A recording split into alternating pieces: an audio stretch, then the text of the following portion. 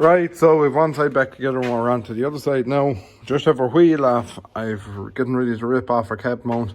Fortunately, the stud's sheared on this side as well. So now I'll take off my strut and take out a couple of bolts here, and we should be able to just remove the cab mount completely then. Now I have the engine crane in position. Some of the time you'll be trying to balance these on them, but what I've done here is I've bolted it in 2 points and lifting it from that, so it stays pretty sturdy. Someone has definitely been into this side before, but I do expect this side to be worse than the other one. So I'll go about ripping all these bolts and we'll pull the shaft out. Yeah, so already the story is starting to look a bit different. The oil here is pretty black and it smells burnt, so I imagine brakes would have stuck on it once the time or another. So we'll whip them studs out and we'll get our brakes out and see what we're dealing with. Okay, so we're back here in the shade. I'm going over now, finishing off the CVX. As you will have seen, we've done one side, and in the start of this video we will have been at the other side of it. I kind of showed you bits and pieces that we missed out on. You know, a couple of people said they would have liked to have seen a bit more, so I kind of went into the bits and pieces of details that we missed out when we were doing the far side. Anyway, what I want to show you is our brake discs for that came out of this side, because they're in quite a sorry state. So these are our old discs. They shouldn't look like that. They should look like that. Even that side is a bit worn, but this is our end result. And my opinion on that is the brakes would have stuck on at one stage. We just have the tiniest bit of lining material left on those brakes. So literally, I'd say if they went for another week or two, I think we would have been metal on metal.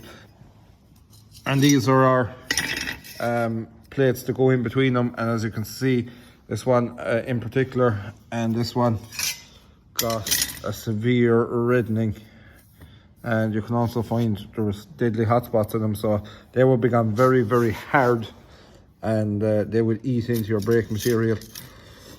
Now if this was I'm going to call an ordinary tractor, if this was a John Deere or an ordinary Case New Holland back end or anything like that, Massey Ferguson, we would be in deep problems here, and it would cost a lot of money to get it right, because our pistons, which would essentially be these, would be scored and heated up, and they just eat brake discs for fun when they go like that. So we'd have to change all of those components, but luckily these guys are there in the CVXs that you change them anyway,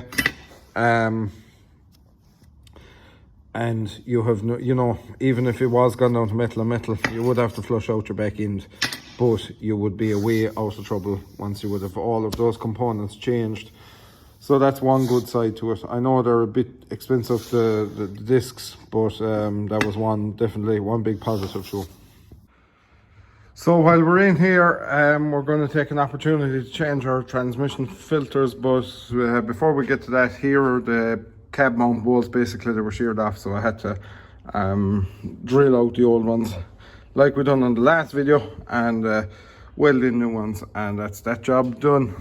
Now our shock is back on, our cab mount is fully bolted onto the tractor, and that's all that. So last job, change our 2 transmission filters, and I'll show you all about that now.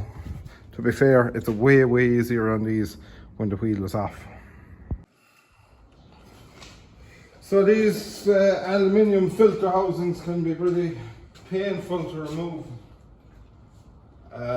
especially older ones. They'll probably fine back in the day, but normally the nut is damaged beyond comprehension.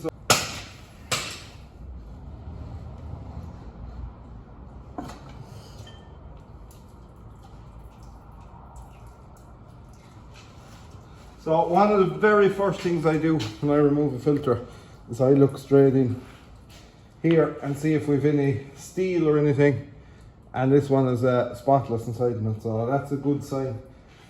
Now your real telltale on these is your bottom filter, and we're going to remove that one as well. But first, what we'll do is we'll take out the old one of these.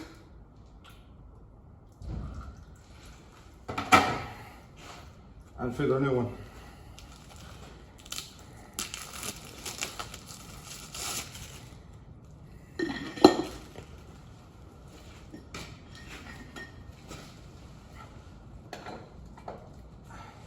And that's pretty much all there is to this part of it.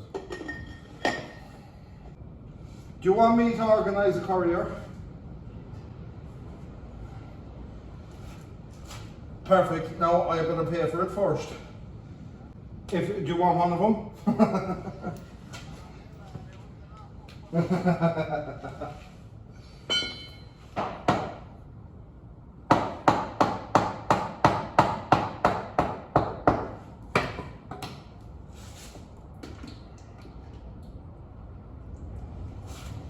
Now, this is #1 place to check out on a CVX. If you ever buy one of them, go here immediately. It'll be your very first port of call. Give a look in this bowl. What she'll do is she'll hold all her mess if there's trouble in the box. But this one is absolutely spotless. There isn't one bit of filings in it, so we know we have nothing, no beardings or no planetaries or anything starting to break up in the box of this. So we're safe out for another while, thanks be to God. We'll put in our new filter now and we'll stick it back together.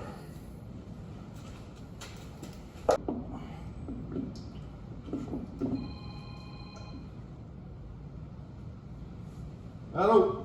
Oh, I'm there, lad. Yeah, I'm there. Yeah, I'm there all the time. Sure. You're still there? He wants to keep the roof off the cow box.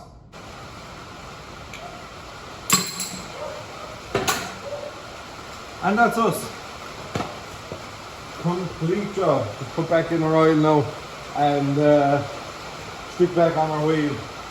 Take it for a drive. See where our brakes are. Finito. Job done. I enjoyed doing it, to be fair. It's my first time doing the brakes in the CBX. I like working on them. I think they're an easy tractor to work on. And you know, as obviously anyone who watches the channel will know, I do like these tractors, so it's kind of nice to work on something that you're interested in. Our Massey Ferguson has gone away to get some repairs done to it. I've no interest in it. I've no interest in Massey Ferguson in general, so I'm not very passionate about going into the back end of them and all that kind of thing. Like that, or one that came in for sale, I knew it needed small bits and pieces, with no problem doing that, but I wouldn't know the ins and outs of it, and I wouldn't be that passionate about it. So, like I said to the new owner who was taking it, if that tractor needs repairs, I'd probably be getting someone else to do the repairs to it. So, yeah, I'll stick on my wheel and we'll see how our brake adjustment goes.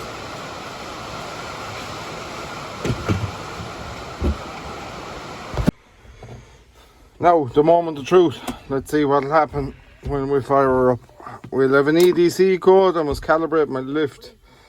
Also have our service codes.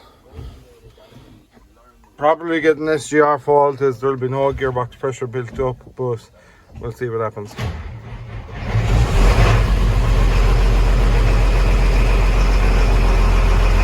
Yeah, an SGR fault, so that's basically just a pressure fault. So if I knock her off and start her again, we won't have that. I hope. Nah, I'm only kidding. I know we won't have that again.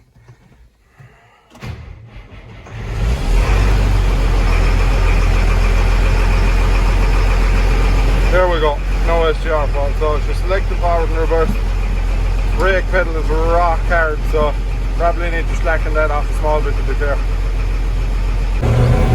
We'll see what kind of stopping power we have. Oh, not bad at all. Drive shaft hanger needs some attention on the left hand side.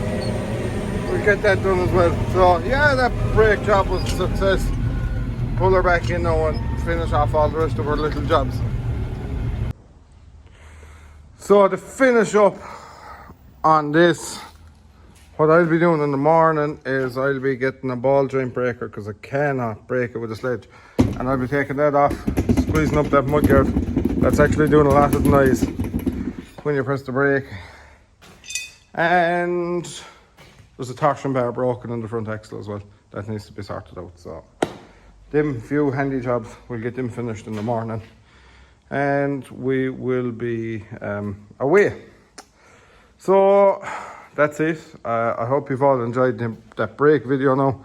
There was a lot of comments from people who really enjoyed that, and I was glad to show it all to you. I'm glad there was somebody interested in it. And that's it from me for tonight. So over the next few days, we're getting more and more ready for the slurry spreading season. There's more jobs to do, and we'll be fitting our dribble bar, getting everything else ready to go, ready for next week. But with the weather, I don't think we're going to be going out at it. So what can one do? We can only sit and wait. So we'll probably have to move a bit of slurry around maybe for people and stuff like that, get them out of trouble. But anyway, like I say, what can we do? So yeah, thank you very much for watching, and we'll see you for the next one.